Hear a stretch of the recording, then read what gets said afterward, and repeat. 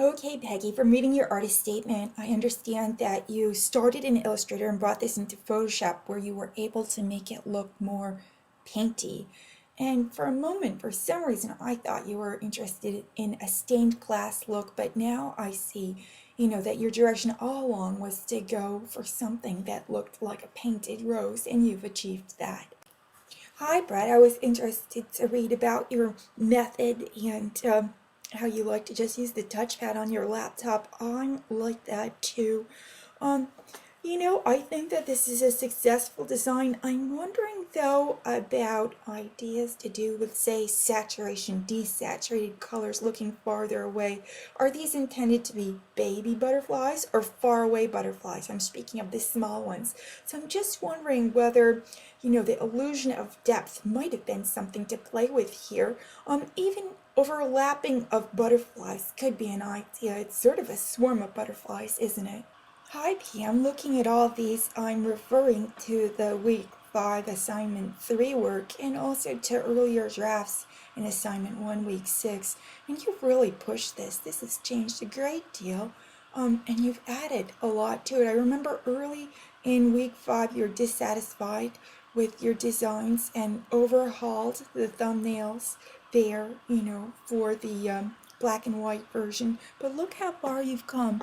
One of my favorite areas is this sort of brickwork pattern toward the center, near the very middle of the whole design. I think you've also worked to tie things together here. One thing I'll say is always look for a way to unify, simplify, or maybe even echo your design in an effort to tie everything together. Hi, Chris. This is really something, to think that you hadn't used your pen, I want to call it a pen tablet, which is what mine's called. Look at how far you've come. I am especially attracted to the way you've handled the sky, and I'm just wondering whether it might have been easier for you to go in and tear up the sky and rearrange it or simplify it, where the elephant itself has become very precious. I would like to suggest to you the possibility of using transparent layers for shapes of shadow cast by the tusk or the elephant's chin on its neck and body. Well, Tim, you've achieved a very attractive image here. I understand how it meets your own ideas and goals. However, it doesn't meet those of the assignment very well. Remember, our required software is Photoshop or Illustrator, and I can't know whether this interior was created for another class you took. I can't judge the effort here, and our emphasis is on working with the color and the design and less so on setting it on the wall in an imagined room. So the issue here is that your design from week 5 assignment 3 hasn't really changed. It's more or less the same. You just put it in this room. And that was very important, the matter of developing the design, the imagery, the color harmony. Sophia, this is a very complex image, and it seems that you just added more and more to it. I noticed that you've centered the image and cropped it neatly. I'm wondering about the upper right and left corners. It just seems like the image might be cropped a little close there, and I don't know if you could even apply a rounded crop edge there, for example. Somehow it seems just a tad abrupt, but really not a big deal. I'm trying to imagine how this would repeat, and if it doesn't repeat, then wow, it is a really bold pattern for something like a bed sheet or a curtain. Carol and I feel as they started with a great idea, and maybe you don't feel as though you're so competent with the software, or you stubbed your toe by accidentally flattening your file. I think, what this final project does is it calls for you to be persistent, to seek help from the Learning Center, to get in touch with me so I can teach you to do what you want to do. Because it's unfortunate that you weren't able to use a neat selection for outlining the crowns, that the resolution on the file is small, that the only solution in the end was to add a few shapes to the exterior. I think you could have gone further, and the ticket is being persistent and using the resources available. Well, and I can't say how much I imagine everybody's appreciative of how you just give us an eyeful at every turn.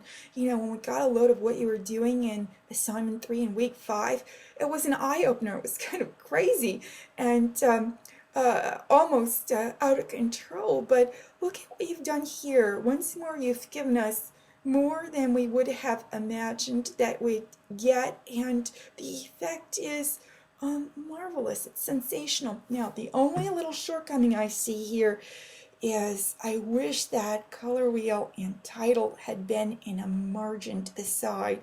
And if you'd like to email me a copy of the file where you've done that, you know, I might use it as an example for future classes even. Hi, Becky. Look at where you've been able to take this. It seems to me that you made an early post back at the start of the final project expressing frustration with your software, but you have really gone a long way. You know, earlier versions of this image tended to look a little bit stiff, maybe like a lollipop more so than a flower, a lily. But here, how beautiful this is. Let's see. You know, I could imagine a field of flowers like this. I could imagine this as part of an animated children's show. One thing about the drop shadow is I'm wondering if that could also affect the leaf and the little branch where the leaf attaches to this stem.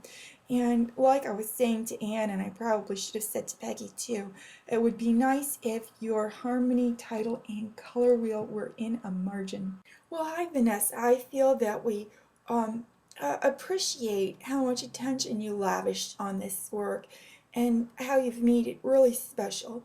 You know, when I saw it in this final colored version, I was looking at the leaf pattern toward the back of the flower, and I thought to myself, is that like the dandelions I've seen before? I never had any concern about this being recognized as a flower, but it's not looking precisely like a dandelion. So I made a couple of suggestions, but that can just be food for thought for future. And I also wanted to say that I think in future you'll find it easier to create things like this now that you've got it all sorted out. In fact, I urge you to do more while all the information's fresh in your head. Well, hi, Missy. This is a really beautiful work. You know, typically I'm not a big fan of using what I'm judging to be a prefab shape. I'm not sure that you designed that hard. I think you probably found it or found a tool that makes it. But you've done so much to toy with the saturation and illusions of depth that I think this is okay. You know, had you turned in only this work and not assignment 3 from week 5, I would feel very unsure about accepting it because it's so stellar, and I like to see how an idea like this evolves. That sort of assures me that it's your own work. So I congratulate you on what you were able to achieve and encourage you to participate more with the class in future classes, because I think you've got a lot to give and also a lot to learn from your peers and progress through a class.